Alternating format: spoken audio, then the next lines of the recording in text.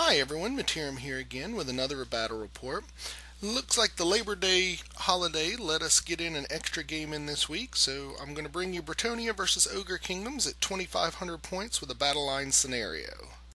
Alright, so here's our board. Not a lot of terrain. The stuff on the right hand or the left hand side are buildings, but they totally never came into play. The big thing that came into play was the river. It turned out to be a river of light. Other than that, we got a Cimmerian quicksand marsh in the middle, a Nekaran Sphinx to the left of that. The little white square above that is a charnel pit, so -1 leadership up there. And then the ogre on the right side is just a normal building as well. So now my opponent didn't give me his list, so I'm going to be doing deployment basically as best I can from memory. I do note that he doesn't have any lords, so all of his characters are hero level characters. So on the Barris left tip there you see his trebuchet. Then this is a lance of 12 realm knights with full command. Up front he has a paladin BSB and 2 other paladins, so he's got a character wall there. Vanguarded up front here he has 5 mounted yeomans with bows. Then he has 12 peasant archers with braziers. On the other side of the river he has 40 men-at-arms. There's a walking paladin in there. Most of his paladins have very little to no gear. They're just to add some extra punch. Behind that is his second trebuchet.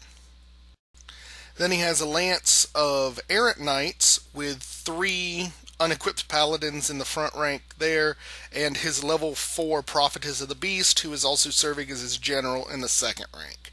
And then he has 5 more peasant yeomen with bows on them.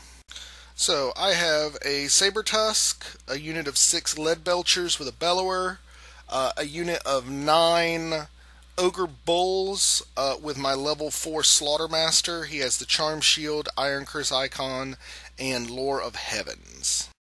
Then I've got 7 iron guts with my tyrant with the trickster's helm, the seed of rebirth, and the maw seeker upgrade. I also have my bruiser BSB with the dragonhide banner, and a butcher level 2 lore of the maw with the Noblar thief stone. And she ended up stealing another trickster's shard, but he didn't have it on anybody in his army, so I just got that. Next to that is an iron blaster, then a Noblar scrap launcher, a second saber tusk, and then over here on my right flank is my unit of 3 Yetis. Now, I've got a pretty good deployment here, though I can't help but feeling, just with the way his knight ranks are set up to kind of funnel me to the middle, that he kind of got a better deployment than I did. But we'll see. I still feel pretty strong. This is a brand new style list for me. Those of you who watch my battle reports will know that I hardly ever take heavens, or even the dual caster thing with my ogres. And everything's a little different. I haven't taken the scrap launcher in ages. I don't often take the iron blaster. So we'll kind of see what is going on with this. I definitely want to try and thin down some of those knight units. I'm not really sure how I'm going to handle the wall of characters he's got. I just need to keep him from getting savage beasts off. And if I can do that, I think my ogre characters can handle his paladin characters pretty casually. Oh, and before I forget, sitting over here on the building are our 2 ambushers. I have a Gorger on my side. He has the Green Knight on his side. So they're just sitting there on that building so we don't forget to bring them in. So naturally, Bretonnia stops to pray, so ogres get the first turn. I end up shooting my Yetis up here. I get out of the front arc of the fast cab. My plan here is to basically run him next turn into the building, pop out the side, and hopefully he'll move that Night Lance forward so I can sneak behind him and get to that trebuchet. On the left flank, I'm kind of cautiously moving things forward. I want to get close enough to start blasting stuff with the lead belchers, get rid of the peasants here in the middle, but I don't want to set him up with any easy charges from the Night Lance at this point, so I'm playing kind of cautious. Same is true for the center. I just go ahead and get the Saber Tusk on the bridge so that when he's going to have to bring the knights across there, so I want to get the opportunity to redirect them. Just to let everyone know, we do treat the bridge as just normal terrain, even with the walls on it. We don't count those as being difficult terrain or anything. So, Ogre Magic Phase, I end up irresistibly casting Comet of Cassandora, and I drop it right here. I'm hoping that I can maybe do some damage to the Trebuchet, and at very least get him to move. If I can force my opponent to move before he's ready, I can capitalize on those mistakes, so that's kind of the plan there. However, the resulting miscast made my Slaughtermaster lose a level, and Comet of Cassandora is gone, so that's very frustrating, and unless it goes off big, when it does go off, it's not really going to be worth the loss there. So during shooting, the lead belchers just open up like crazy. I think I do something like 14 wounds to the fast cab unit there and just blow them to Kingdom Come. So my Iron Blaster, as always, doesn't work for crap. But the Gnoblar Scrap Launcher decides to show up for work today. It hits dead on the head of his general. The Prophet is, of course, look out, sirs, but it ends up blowing the Paladin up front, one of the 3 Paladins up front, and 2 other Knights. So that was pretty impressive for a group of 7 Gnoblars just hucking garbage and swords at people. So I'm hoping that's a good sign of how my shooting goes, because he's got me, frankly, outranged with those 2 trebuchets, and now he's got me out-magicked since he has a level 4 and I have a level 3. So I need every advantage I can get. Alright, so we go into Bretonnia turn 1, and you see here he is trying to escape the area of the comet. He moves up his yeoman on the bridge. He's going to try and shoot the Saber Tusk to death and make way for his knight lance to come over. The men-at-arms advance too, although I think he's going to get stuck in a choke point here. I don't know that he's willing to cross the river yet, and that bridge is just not big enough for the lances, or the lance and the men-at-arms horde to go across. So. And then over here, he moves up the Knight Lance just a little bit. He doesn't want to overcommit, which is good, because he knows to respect the Ogre charge. But he's got me outdistanced, so he's just kind of waiting for me to move up before he sweeps in and throws the knightly pain on my face. So I managed to get lucky and hold off his magic. So he starts off with his shooting with the peasant bowman here just destroying my Saber Tusk, which made me realize I had made a mistake and left him within 6 inches of both these units, but luckily I passed my panic checks and nobody turned and ran off. And then the trebuchet on the far left ends up getting a direct hit on my Iron Blaster and inflicting 6 wounds and just crushing it into the dirt, which panics my Saber Tusk, and he runs like 3 inches away from the mounted yeoman there. So we go into Ogre turn 2, and unbelievably I roll a 3 for the rally check on the Saber Tusk, so he turns around to face the yeoman again. Then over here on the right, the Yetis sneak into the building, pretty much as I expected, and now that the Knight Lance is moved, I've got time to come out there and sneak around them. And again, everything up here cautiously comes forward. I really don't want to make easy charges for the Knights, but I definitely need those lead belchers to start thinning them down a little bit more. And no real movement here. I'm just hoping that the Gnoblar Scrap Launcher is ready to do some more work, because I'd love to hit that Bretonnian Knight Lance a couple more times. Maybe if I'm lucky, actually take out his general. That would be fantastic. So during my magic phase, the comet comes down, and even though it's got a counter on it, the only thing it does is kill 5 men-at-arms, which accomplishes nothing that I hoped for, so it was totally not worth losing that magic level to get. So my magic phase does nothing, but the lead belchers show up for work and kill off 3 of the Knights of the Realm out of that unit there. So that's definitely a good start, but I definitely need to get more done to make these units ineffective before they finally get into the combat here. Then on this side, I end up taking out, I think that's 2 more Knights with the Noblar Scrap Launcher here. I get another direct hit. Just a little less in the way of killing blows this time. So it's definitely good. I'm thinning them down. This lance is almost to the point where I think I can handle it, which is good because he's still got a little ways to come across that bridge. Oh, and here's a picture I should have put in earlier, just showing where my Gorger entered the game here right behind his trebuchet. So he's going to eat that trebuchet pretty casually. So we go to Bretonnia turn 2, and he runs his fast cav around the cat and puts him here to block up my ogres coming across, and then moves his knight unit onto the bridge. He moves his men-at-arms there, and this is when we find out that it's River of Light, and they end up getting initiative 10, weapons killed 10. So those are some pretty badass peasants right now. Over here, he brings the lance out to full threat range, so he's got a pretty good charge at anything I've got on this side of the board right now, which is a little scary. And then what I was terrified and waiting for occurred. The Green Knight appears in the Cimmerian quicksand, ready to just trash the side of my army that doesn't have magical attacks. I totally never expect him. He's like the freaking Spanish Inquisition. But I really should start planning for him more because my Bretonnian opponent really enjoys him.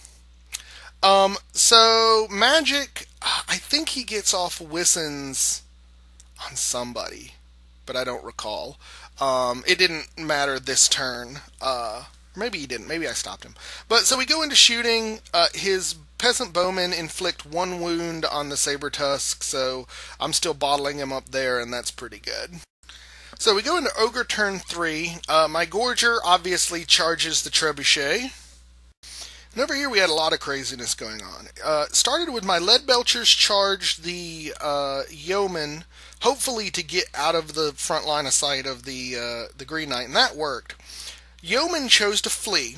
They fled, hit the River of Light, received the Light of Battle spell cast on them, so they instantly rallied. Then over here, the Saber Tusk charges the unit, which gives me enough room to charge with the Iron Guts who work around. I don't have the whole unit in there, but I'm hoping that I have enough that on the charge I'll be able to put some pain in on them. And the nice thing is I even got an Ogre charge, so there's going to be a lot of impact hits coming in there. Unfortunately, I'm going to be feeding him some combat res by the Saber Tusk, but I had no other option to get it the hell out of the way.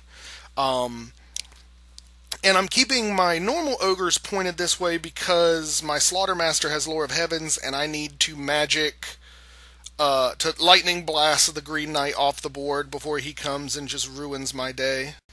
And this is just a better look of what it looks like over here. Because of where their line is, literally the front arc of the Green Knight is millimeters away from seeing any of those units, so he's not going to be able to charge this turn. So I've bought myself one more turn of being able to get the hell rid of him. And then over here my Yetis come out of the building in preparation for next turn's charge on that trebuchet. So during shooting, I land the Noblar Scrap Launcher on the unit of peasants and take out, what is that, 2, 4, 6, 7 of them. Get another direct hit on the peasant unit, so that was pretty nice. Though I have to say, I was hoping to have it scatter off onto the knights to help thin them down, but what could you do? I'll take casualties at this point. So I get nothing in magic, by the way, and my shooting didn't work because the other guys charged. So we go into close combat, and obviously the Gorger just eats the trebuchet and ends up overrunning to this point here. And in combat here, I end up losing a single Iron Gut, but I put some pretty significant pain into this Knight unit. They break and run a pathetically smaller amount, and I pursue a pathetically smaller amount. So now I'm in trouble because I'm stuck here on the bridge, presenting my side to everybody and their grandmother, and it's going to be his turn next, so that's very disappointing. And he goes ahead and proves to me why this was a bad idea. Not even a long bomb charge. I think he only needed a 9, but comes slamming, just screaming into the side of this unit, and ends up going through the River of Light as he goes and picking up Weapon Skill 10, Initiative 10. And so yeah, I'm real nervous here. And over here, he's moving around his other stuff to prevent the lead belchers from coming in to aid, which is a perfectly good way to do it. And now I really have just one turn, next turn, to deal with this Green Knight, or he's going to be all up in my shit, and there's really nothing I can do in close combat that's going to stop it. And of course, he rallies this unit of knights, so yeah, I'm in trouble. This flank needs some help. All I can hope is that my characters and whatnot can hold up those paladins, because again, I'm still thinking that ogre characters can outmatch hero-level paladins, and maybe I'll get lucky and he'll flub some rolls and I'll be able to hold. But those hopes are pretty badly dashed when he gets off Bubbled Savage Beast on all of his characters over there. I tried to dispel it. I threw every single dice I had and rolled like garbage. So he gets it off, and I'm in an awful lot of trouble over there. And then just to add insult to injury, his peasant bowmen back there shoot at my ogres and inflict a single wound. And going into combat with Savage Beasts on that unit, they just bulldoze the ogres. I think I killed one knight, something like that. I don't even know how I could have done that. So I guess I didn't. But yeah, it was brutal. The Savage Beast, he just killed everything he touched, and I think there wasn't very much left to break and run away. But they broke, didn't run for crap, and got ran down. So you can see there his knights running over my poor tyrant, whose crushed and broken body is still laying on the bridge. And that was huge. That unit was worth like 1,300 points. So the Bretonnians took a massive and commanding lead at this point. So I start off Ogre turn 4 by charging the Yetis into the Trebuchet. I'm pretty sure they're gonna finish that off with very little trouble, which I need some good news, so thank God for that. So I charge in the lead belchers here to the yeoman. He decides to stick. My real hope is that I can kill them and overrun and again get out of the front line of sight of the Green Knight. So if I can do that, then his only charge is going to be into the ogres. And the ogres have some decent standard combat res, or static combat res, so maybe I can hold him off there, tie him up in a challenge or something, and ethereal him to death.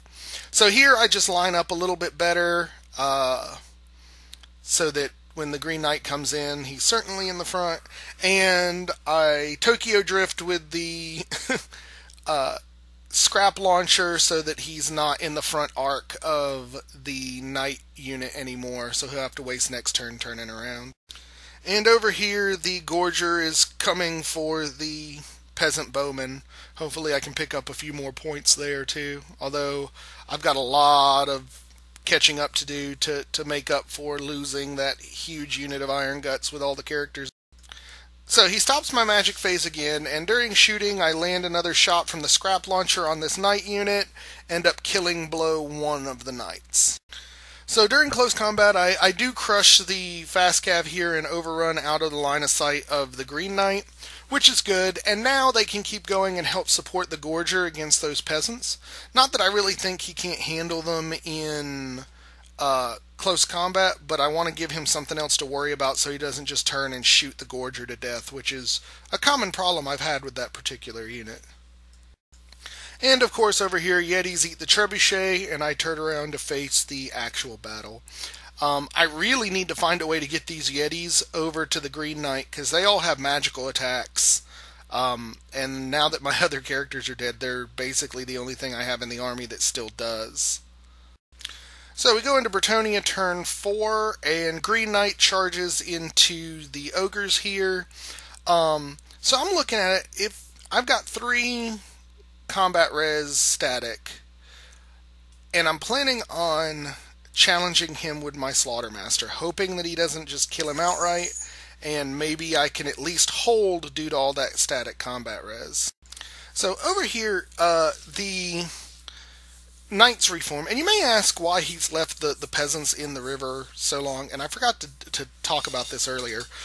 When the Realm Knight unit charged my Iron Guts there, the Paladin that's in the peasant unit tried to charge out and join them, ended up getting caught in the water, and got Net of Amentok put on her, and so that held her. She failed her first strength check, so got stuck there blocking the men-at-arms, and then just this turn is able to get out of the water and join the unit back again so they can get moving. So that's pretty much how that goes. Then you see up at the top, he did decide to swift reform and face down the Gorger and hopefully shoot him to death. So I stopped him from getting Savage Dominion off again, but he did get Wissons off on the Knight unit on the middle of the bridge there. So we go into combat. I challenge with my Slaughtermaster. He flubs spectacularly with his number of attacks. It only inflicts 2 wounds. So I end up winning because I have a musician. I have a bellower in the unit. So the Green Knight ends up, he's unstable, so he ends up taking a wound because he lost by 1. So, Ogre turn 5, and I decide to go balls to the walls because I need some big points. The Noblar Scrap Launcher charges the unit of knights that's on the bridge. He decides to flee, figuring that he'd run over the men-at-arms, end on the other side, and be able to rally at his convenience. But he rolled like a 3 for the pursuit, so he ended up in the river and in front of the men-at-arms. I rolled high enough that the Noblar Scrap Launcher ran them down. So I got the Knight Errant unit, 2 Paladins, and his general in 1 hit there. And I didn't even fail the dangerous terrain for the chariot running into the water, so I'm in good shape there. You also see that I charged the men-at-arms unit from behind with the Yetis, hoping to take advantage of the fact that, because they're still in the river, that they don't get their rank bonus, because that would be awesome. And then here I managed to get the charge with my Lead Belchers and the Gorger in. The Gorger just got knocked. He is actually facing that unit right now, but yeah, those archers are dead. So during Magic, I get Ice Shard Blizzard off on the Green Knight, which isn't going to matter at all. During combat, the Yetis just absolutely murder just a ridiculous number of peasants. They break and flee, and the Yetis roll like a 2 to pursue, so they end up right here, right in the middle of everything. Then over here, I actually don't do as well as I thought against the archers. So they end up they do break and flee, so I have to pursue them with the Gorger. They actually run all the way off the board, and the Gorger follows them off the board. The Lead Belchers restrained and face this way, but the Lead Belchers actually took a wound from the peasants, which was stupid beyond belief, if you ask me. And then over here, even with Ice Shard Blizzard on, the Green Knight just opened a can all over my Slaughtermaster, beat the unit, broke them, and ran them down. So, Bretonnia turn, the peasants rally and turn around like you see them there, and the Green Knight comes up so that he will be able to charge the Lead Belchers next turn, I think the aim is. Nice thing about this is it does give me some opportunities. He's close enough now where the Yetis could hit him on a long bomb charge if I can get rid of those freaking peasants first. And his knights swift reform and move up onto the bridge to get out of the water. So Ogre's turn, and I start. This is after movement, so I have to kind of explain what's going on here. Lead Belchers charged the peasants. They fled. That left me enough room to charge the Yetis into the Green Knight, which I succeeded. Lead Belchers failed to get the charge off on the peasants, so this is where they all end up. But this is pretty much exactly what I wanted to happen, so I'm okay with that.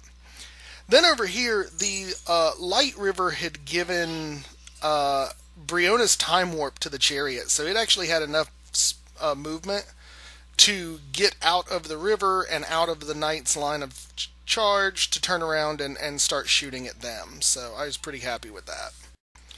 And sorry for the blurry picture here, but during shooting I dropped the scrap launcher on the unit, but only managed to kill a single knight. So not really what I expected or hoped for. And in combat I absolutely fluff my attacks and do nothing to the Green Knight. The Green Knight hits a Yeti for 1 wound, so we end up bouncing because his 1 wound is canceled out by my charge. So frustrating as all get out. Then Bretonnia turn, peasants rally again. The Knights of the Realm unit here charge the Lead Belchers, who turn and flee. I was figuring I had a decent chance of escaping, and I did because he rolled for crap on his charge range, so ends up right there. So we go into the final combat, and Yetis fluff again. Green Knight inflicts a single wound, which is enough to break the Yetis, but they pursue, or they flee. Green Knight tries to pursue and does not catch, so that is the end of the game. So here's just an overview of the end of the game. I've got my Lead Belchers fleeing, my Yetis fleeing, I have 1 Gorger left, and my Noblar Scrap Launcher in the top corner. He still has his whole Knights of the Realm unit with all 3 characters in it, his Paladin, or his Walking Paladin and her peasants all there, and the Green Knight. So it's pretty decisive this time.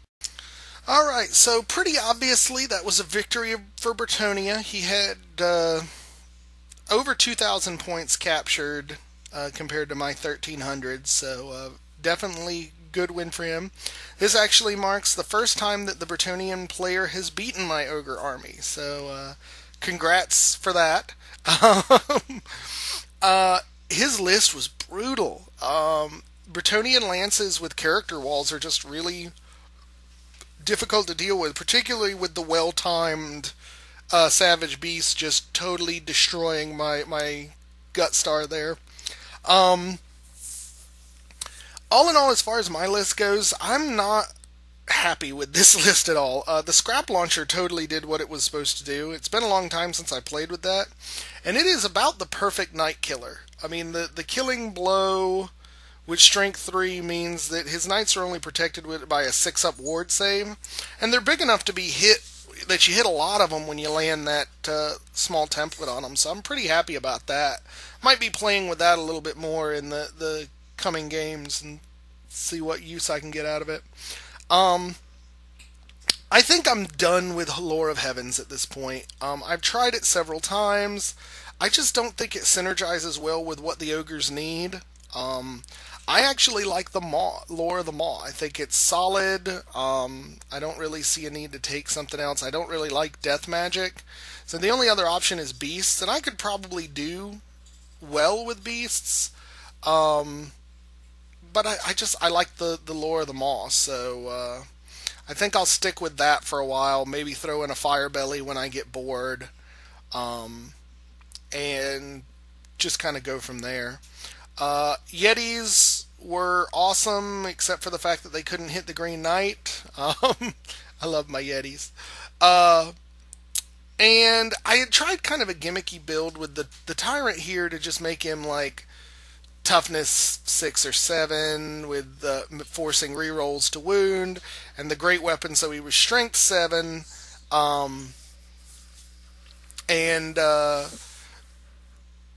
I don't know that I like it. I don't know that I like everything in that unit being always strikes last. I like making the characters faster, so even if they're fighting from the second rank, I'm going to get some hits before everything goes down. So I think I'm going to go back to my normal Tok'ran build. You'll actually notice I didn't use any names with this because this list was such a different build. I don't like sullying the names of my actual characters for the narrative in an untested thing. But all in all, it was good. The Bretonnian player he's learning, he's getting better, and we're definitely loving that because the better he gets, the better games we're going to have, and the better battle reports. So hope you guys enjoyed this one. Please, if you have any comments, leave them below. Like and subscribe to the channel if you haven't already. Otherwise, we got some more games going on tonight where we're doing some army swap stuff, and hopefully after those battle reports get up, we'll be getting back to the narrative pretty soon once we kind of recharge our batteries a little bit. So thank you guys for watching, and we will catch you next time.